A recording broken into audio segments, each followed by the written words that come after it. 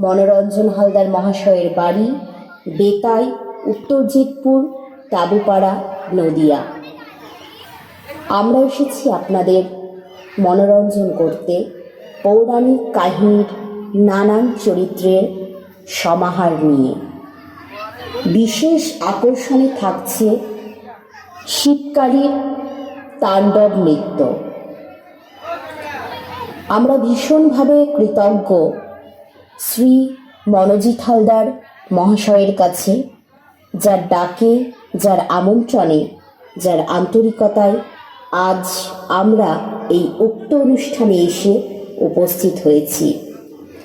সেই সঙ্গে অসংখ্য ধন্যবাদ জানাই হাসিলতা হালদার, যিনি এই অনুষ্ঠানের ব্যবস্থাপনায় রয়েছেন।